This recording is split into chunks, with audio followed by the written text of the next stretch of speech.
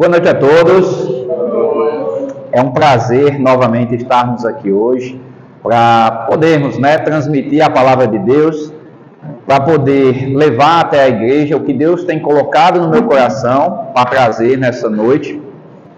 E eu espero que os irmãos saiam daqui edificados, saiam daqui cada vez mais transformados, cada vez mais crendo e tendo a certeza de que Cristo é o único caminho a ser seguido. Amém? Amém. Senhor Deus e Pai, Deus bondoso, Deus maravilhoso, de infinito amor, infinita misericórdia, nós te damos graças ao Deus, porque o Senhor é bom e a sua misericórdia, a sua graça, o seu amor, a sua bondade dura para sempre. Nós queremos te pedir nessa noite que o Espírito Santo seja com cada um de nós, que ele transborde em nossas vidas, no nosso ser, na nossa alma, no nosso espírito. Seja ele, ó Deus, o condutor de toda palavra, de toda ação, de tudo que fizermos aqui essa noite. Que o Senhor me use, ó Pai, como instrumento de conversão, como um instrumento, ó Deus, de edificação da tua amada igreja. Que o Senhor seja conosco e que o Senhor seja cada vez mais, ó Deus, glorificado por nós, por cada um de nós, não só aqui na igreja, mas onde quer que andarmos, onde quer que estejamos, onde quer que os nossos pés pisem, ó Deus, seja para a tua honra, tua glória e o teu louvor. É no nome de Cristo Jesus que eu te peço. Amém. Essa semana Deus tem me tocado para trazer exatamente o que nós vivenciamos hoje pela manhã, que é o serviço na obra, de Deus. Então, eu vou pedir à amada igreja que abram suas Bíblias em Romanos, capítulo 12, versículos do 1 ao 8. Romanos, capítulo 12, versículos do 1 ao 8. Amém? À medida que for encontrando, por gentileza, se ponham em pé, em reverência a essa palavra. A palavra de Deus diz assim em Romanos 12, do 1 ao 8. Rogo-vos, pois, irmãos, pela compaixão de Deus, que apresenteis os vossos corpos em sacrifício vivo, santo e agradável a Deus, que é o vosso culto racional.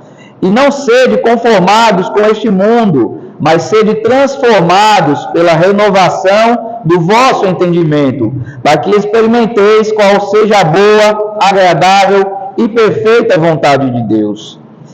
Porque pela graça que me é dada, digo a cada um dentre vós, que não pense de si mesmo além do que convém. Antes, pense com moderação, conforme a medida da fé que Deus repartiu a cada um.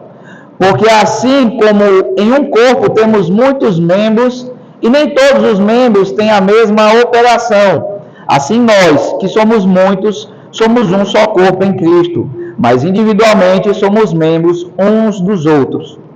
De modo que, tendo diferentes dons, segundo a graça que nos é dada, se é profecia, seja ela segundo a medida da fé, se é ministério, seja em ministrar, se é ensinar, haja dedicação ao ensino, ou o que exorta, use esse dom em exortar, o que reparte, faça-o com liberalidade, e o que preside, que lidera, com cuidado, o que exercita misericórdia, com alegria. Amém? Podei-vos assentar.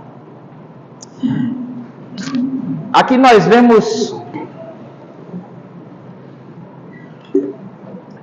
vemos Paulo falando com a igreja de Roma, a capital da Itália, a igreja de Roma.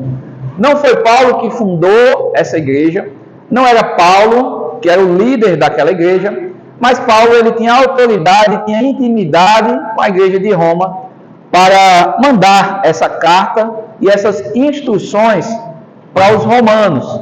A igreja de Roma, ela era composta por gentios e por judeus.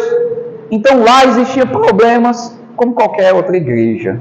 E Paulo buscava exortá-los, buscava orientá-los através da palavra e mostrar para essas pessoas que compunham a igreja de Roma, os romanos, que tudo que eles deveriam fazer, deveriam ser para Cristo. E não para a própria glória, e não para o seu próprio proveito, mas para a edificação da igreja em Cristo. E hoje nós tivemos o privilégio, nessa manhã, de dividirmos os cargos para se trabalhar aqui na igreja. Aqui Paulo está mostrando claramente o que devemos fazer, que a primeira coisa, a primeira ação, devemos ser transformados em espírito. Nós não devemos estar como estávamos antes de acreditarmos, antes de aceitarmos, antes de dedicarmos a nossa vida a Cristo. Não só a vida, mas o coração, a mente, o corpo, a alma, o espírito, todo o seu ser, todo o nosso ser. Então, primeiro deve existir essa transformação. E aí sim, a gente deve exercer os nossos dons, as nossas habilidades. Os nossos dons, eles são habilidades, são capacitações que Deus nos dá para usarmos em proveito próprio? Jamais. Para usarmos em proveito e edificação da igreja. Tudo por Ele, para Cristo. E como devemos fazer isso? Qual a principal característica que em tudo que fizermos nós devemos ter? Alguém se arrisca a dizer? Qual a principal característica com que devemos fazer tudo?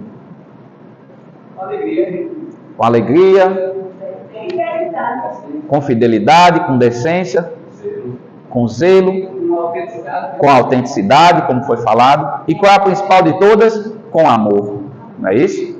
Com amor. Paulo mesmo fala sobre isso. Tudo devemos fazer com amor. Hoje, Inês, ao terminar aqui, Inês falou uma frase muito interessante. Inês, poderia citar novamente aquele versículo que você falou? Sim, exatamente. Eu acho que na verdade é em Jeremias, né? Que nós devemos fazer...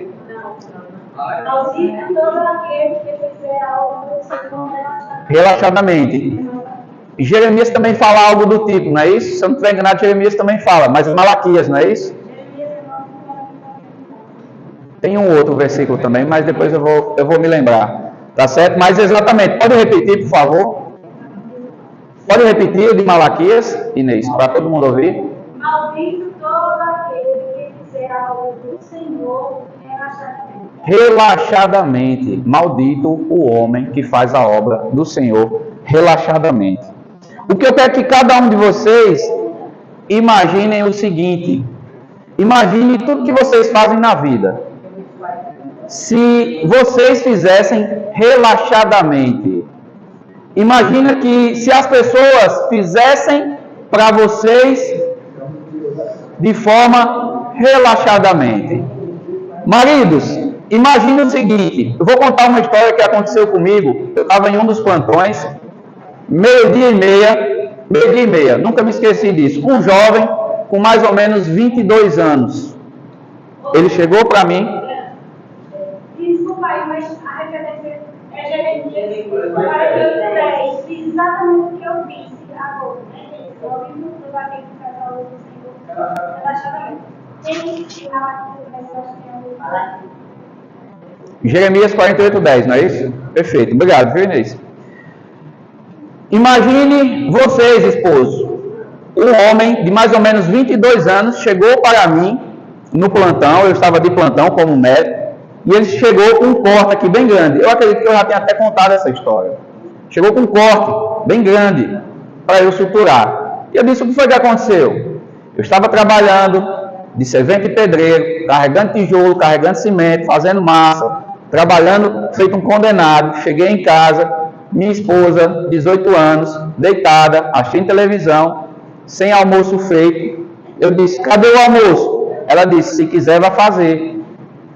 Começaram uma discussão. Nessa discussão, ela pegou uma telha, essas telhas de telhado, quebrou na cabeça dele, bem aqui na cara.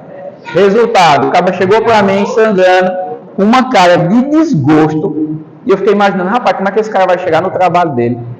Vai dizer para os amigos dele, poxa, tu não saiu para almoçar e voltou com o curativo, um copo do tamanho do mundo.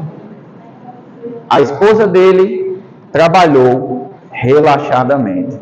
Agora imagine você, mulher, você trabalha duro, você cuida da casa, você cuida dos filhos, você cuida do seu marido, você faz tudo por ele. E chega no final das contas, a geladeira está vazia, o armário está vazio, as contas estão batendo na porta e o pior, que também já aconteceu comigo na casa de um paciente, numa quarta-feira à noite. Comida faltando na geladeira, comida faltando no armário e o cabo assistindo jogo de futebol. Assistindo o jogo de futebol.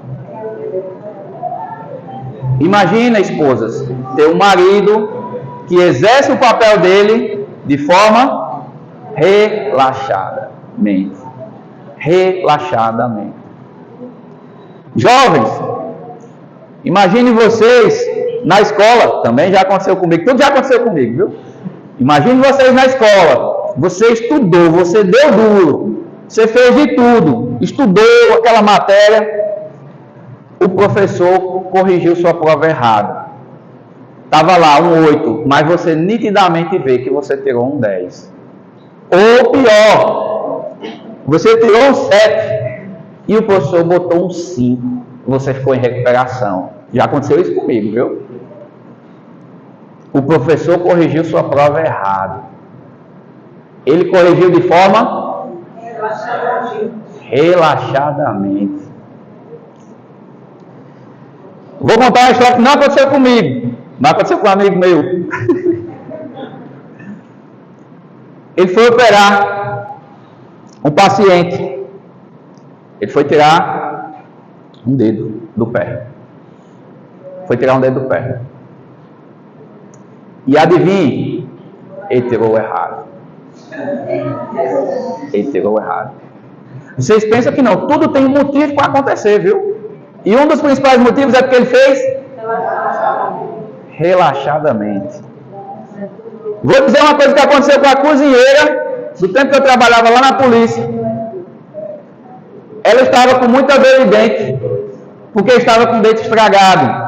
E ela sentia dores e mais dores, e nada passava. Só tinha uma solução: arrancar o dente. E adivinha o que aconteceu? Arrancou errado.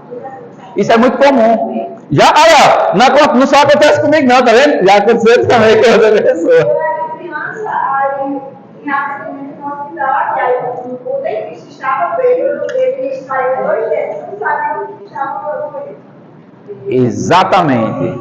Porque ele extraiu relaxadamente. Certo, pessoal? Então, assim, isso é muito comum de acontecer.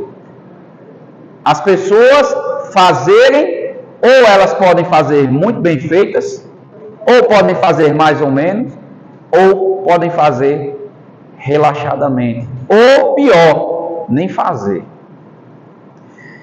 E muitas vezes, quantas vezes a gente não vê isso acontecendo? Um motorista, imagine você precisando de um motorista aí, de repente resolver alguma coisa em Itaporanga, em Juazeiro, em Campinas, João Pessoa, em Patos ou qualquer outro local. E o motorista dirigir relaxadamente. Quantos acidentes não acontecem porque os motoristas estão dirigindo de forma relaxada? Do mesmo jeito, irmãos, a gente tem que entender a igreja. A igreja, ela não só é um local, mas é como se fosse um organismo vivo, que tem diversos órgãos. Cada um de nós aqui somos um órgão. Cada um de nós aqui devemos exercer um papel. Eu não me lembro de ter visto na Bíblia nenhum papel de eu tenho o dom de esquentar o banco. O senhor já viu, pastor? Não viu, né? Porque não tem. Não existe o dom de esquentar o banco. Poxa, pastor, eu queria trabalhar esquentando o banco, sem fazer nada. Eu tenho esse dom. Eu já percebi, eu deixo o banco bem quentinho. Não existe, pessoal, esse dom de esquentar o banco. Não existe. Então, muitas vezes, algumas pessoas estão aqui, a gente pode olhar a igreja de duas formas. Ou você enxerga a igreja como sendo um ônibus. Quem aqui já andou de ônibus? Quem aqui já andou de ônibus? Levanta a mão. Eu já andei de ônibus.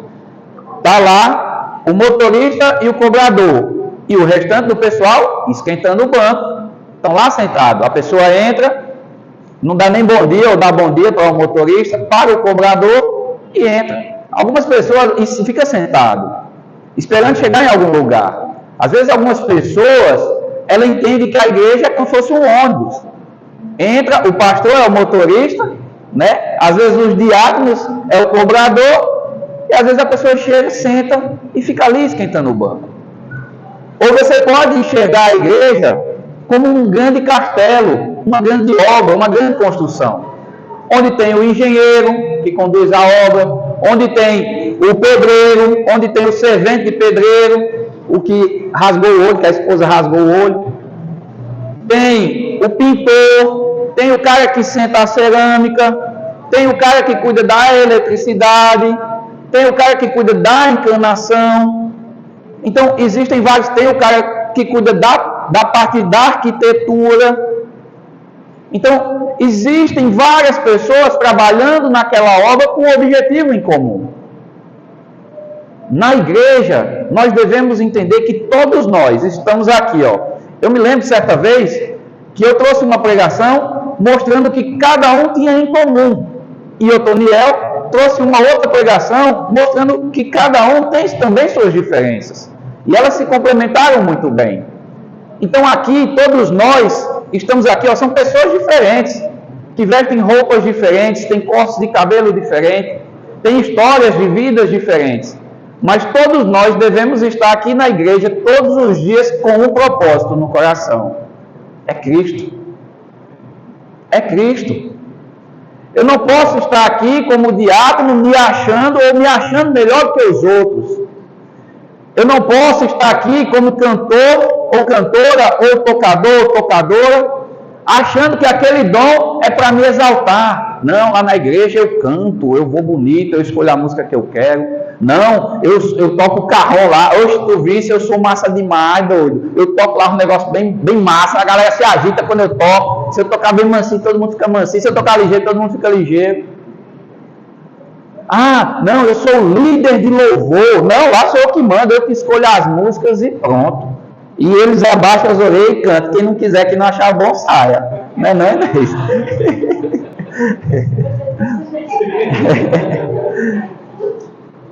Mas assim, então todos os dons, Paulo fala aqui em 7 dons. Mas a Bíblia, ela traz vários outros dons em várias outras passagens.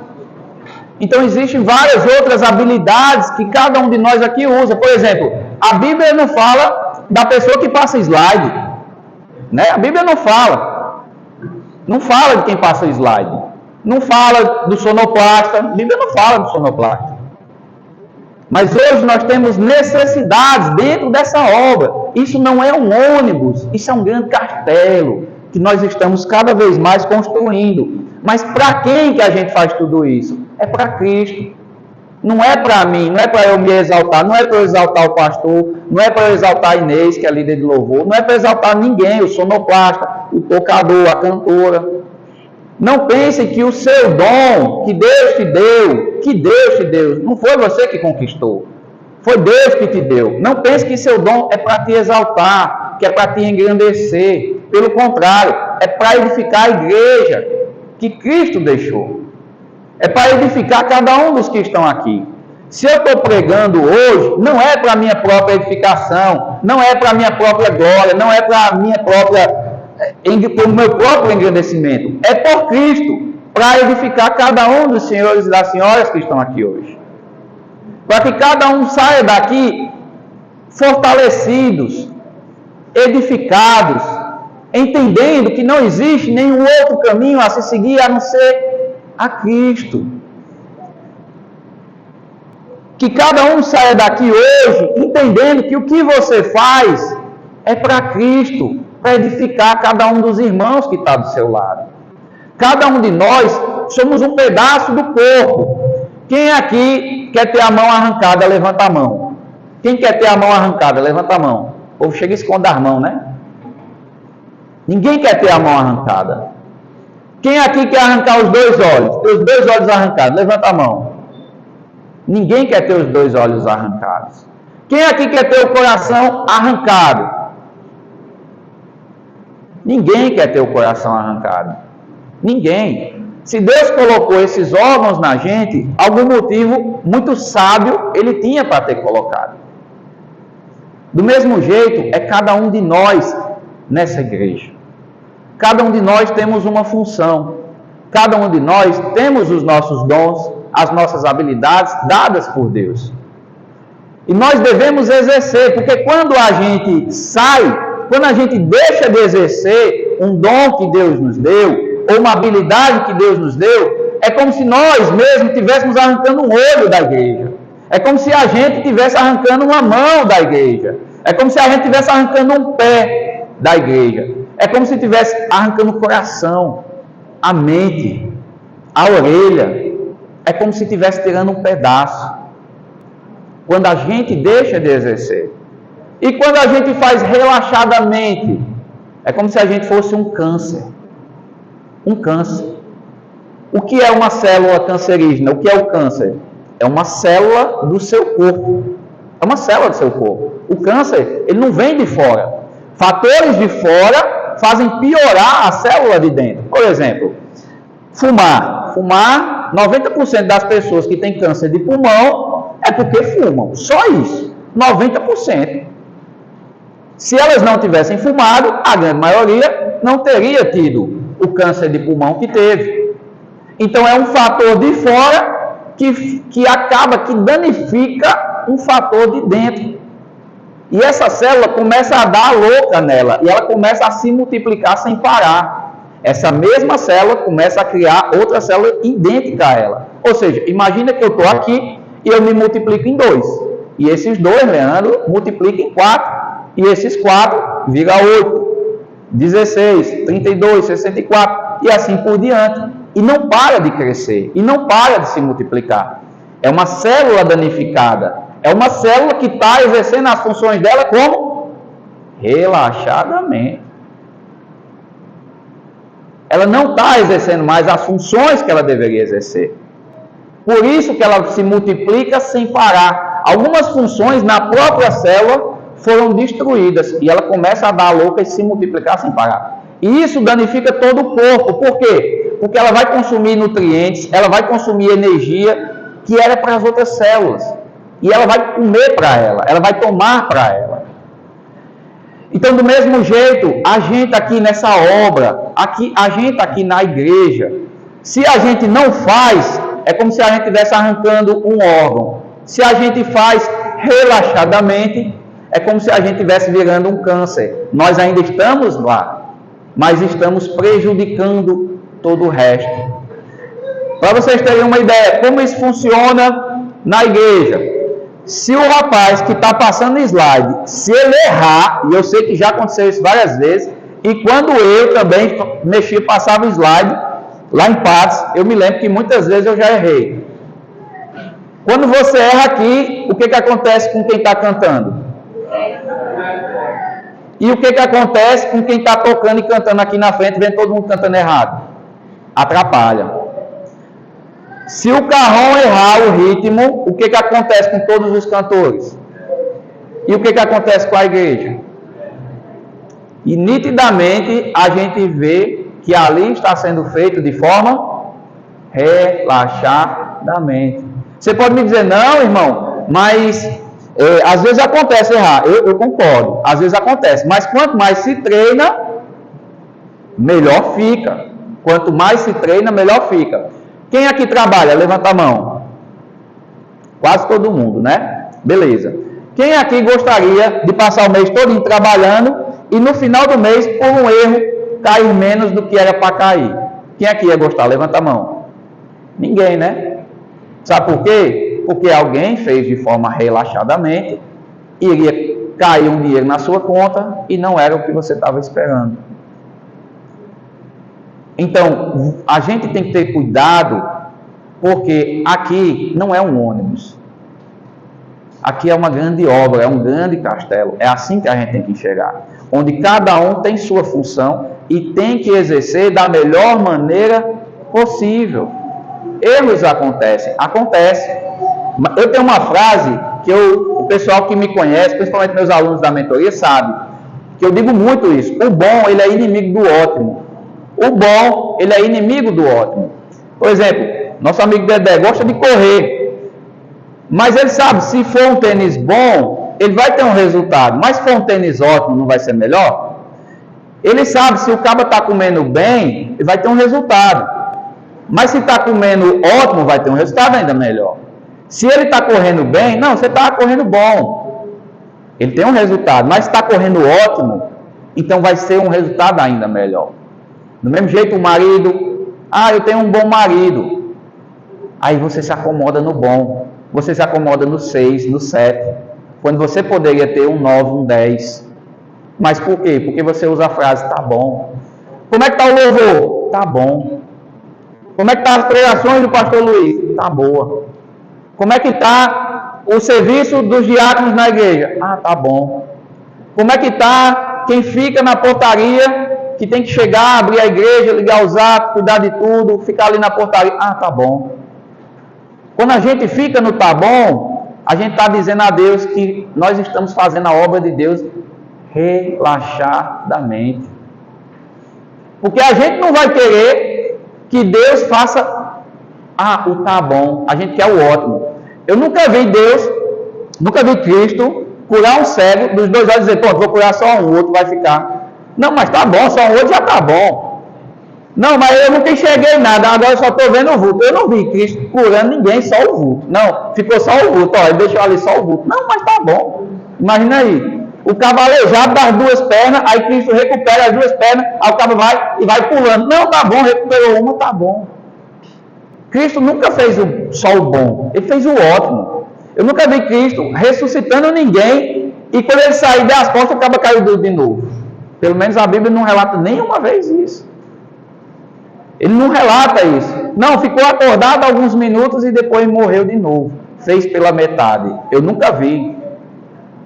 Da mesma forma, é o que devemos oferecer para Cristo. Não é o bom, é o ótimo, é o excelente. Por mais que nós saibamos que nós vamos errar, que nós não vamos ser o melhor de todos, mas nós temos nos esforçado para isso. Nós temos feito a obra com amor, com carinho, com dedicação. Nós temos buscado cada vez mais se aperfeiçoar nos nossos dons, nas nossas habilidades. Ou nós temos feito de forma relaxadamente. Então é isso que Paulo ele traz aqui, porque ele fala que a primeira coisa que nós devemos fazer, vamos para o versículo 2 aqui de Romanos 12.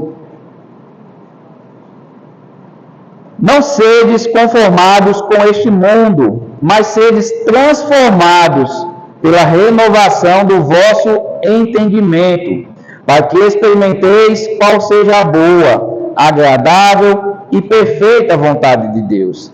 É exatamente isso, nós devemos nos renovar no entendimento, nós devemos cada vez mais aprender, nós devemos buscar qual é a boa, a perfeita vontade de Deus. Se você está aqui nos slides, busque cada vez melhorar. Como é que eu posso trazer da próxima vez uns slides ainda melhor? O que está faltando? O que pode melhorar? Se você está aqui pregando, trazendo a mensagem, se pergunte, como eu posso melhorar? Como cada vez mais eu posso trazer para os irmãos uma palavra mais edificante? Uma palavra que a igreja esteja necessitando. Se você está aqui cantando, aqui em cima, se pergunte como você pode melhorar como cantor, como cantora, como tocador, como tocadora. Se você está aqui sentado no banco, se pergunte como você pode exercer o seu dom ou alguma habilidade aqui na igreja. Hoje nós vimos que muitas das funções da igreja foram preenchidas, mas infelizmente outras não foram. Outras não foram preenchidas. A pergunta é, elas não foram preenchidas porque todos os membros dessa igreja já estão ocupando outros cargos e outras funções, ou é porque ficou gente sem exercer a função que deve exercer?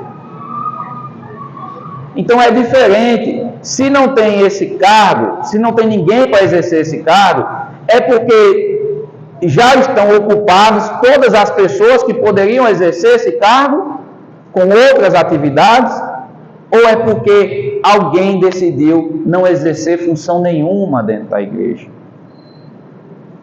Então, irmãos, o que nós devemos fazer sempre é entender que vocês não estão fazendo, nós não estamos fazendo pelo pastor, nós não estamos fazendo pelo pastor Luiz, pelo pastor Paulo, pelo pastor Raimundo, por Otoniel, por Inês ou por qualquer outra pessoa. Nós estamos fazendo para Cristo. Nós não devemos ser um peso na igreja. Pelo contrário, nós devemos buscar fazer o que Jesus falou, é servir. Nós devemos servir. Não sou eu que estou falando, é Cristo que falou. Se você quer ser grande, seja o que mais sirva entre os demais. Seja o que mais sirva. A gente acha muito bom ser servido, né? Ontem nós tivemos um encontro de casais maravilhoso, foi muito bom, né? Então nós fomos servidos, tinha um banquete delicioso, teve a pregação, teve dinâmicas, foi maravilhoso. Então nós fomos servidos, mas também servimos. E isso nos edifica, isso constrói a igreja cada vez mais.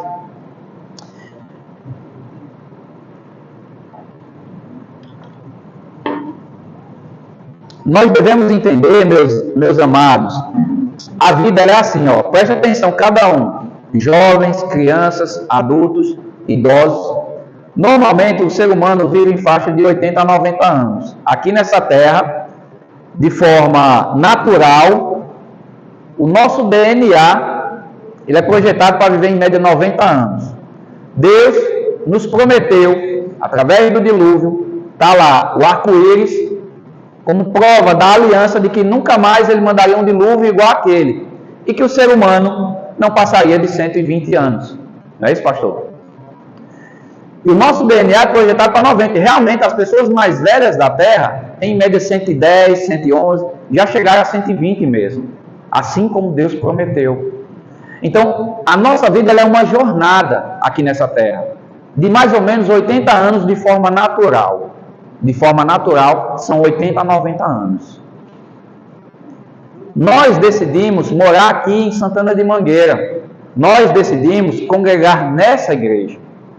Nós decidimos seguir o caminho por esses 90 anos, ao lado de Cristo, no caminho, naquele caminho, até a nossa chegada ao céu. Nós estamos fazendo isso em grupo, com esse grupo aqui. Um grupo maravilhoso de irmãos, onde nós somos cada vez mais edificados e agraciados uns pelos outros. Eu já fui ajudado por muitos de vocês. Às vezes vocês nem sabem, mas eu já fui ajudado por vocês. Assim como eu também tenho a certeza de que, de alguma forma, eu já ajudei a maioria de vocês. Então nós decidimos seguir juntos como um corpo. E aqui, nessa igreja, a gente deve exercer os nossos dons. Só aqui na igreja? Não. Exatamente. A obra de Deus não existe somente aqui na igreja. Principalmente, devemos exercer a nossa igreja, os nossos dons que Deus nos deu na nossa casa. Marido, exerça seus dons para sua mulher. Esposas, exerçam seus dons para seus maridos. Mães e pais, exerçam seus dons para seus filhos. Filhos, exerçam seus dons para com seus pais. Tudo isso com um único propósito, sabendo e tendo a certeza que está servindo a quem? A Cristo. Jamais façam nada de forma relaxada. Jamais façam nada de forma sem amor ou com ódio no coração. Às vezes, a gente exerce uma função porque alguém obrigou, porque alguém, vai, faz, exerça isso, faça isso. Não foi algo que saiu do seu coração. Tenha cuidado com isso. Se você sente que você não foi chamado para exercer aquele cargo, se você não foi chamado, no seu coração Cristo não tocou, não exerça com ódio. Se você decidiu exercer, exerça com amor, porque dali você pode aprender muitas coisas. Você pode desenvolver sua habilidade. E melhor ainda, você edifica as pessoas que estão ao seu redor. Então se lembrem, meus amados, minhas amadas, o nosso coração, ele tem que estar sempre voltado a Cristo. Então, para finalizar, o que eu oriento a amada igreja? Paulo, ele nos traz aqui muitos dons maravilhosos. A Bíblia, ela nos traz mais ainda. Ela traz habilidades, ela traz dons que devemos exercer. Ai daqueles, amaldiçoado seja aquele que exerce qualquer obra para Deus de forma relaxada. Ai daqueles. Antes, exerçamos com todo o amor do mundo, tendo a certeza de que aquilo não é para mim, não é para o pastor, não é para nenhum de vocês. É para Cristo. Amém? Amém?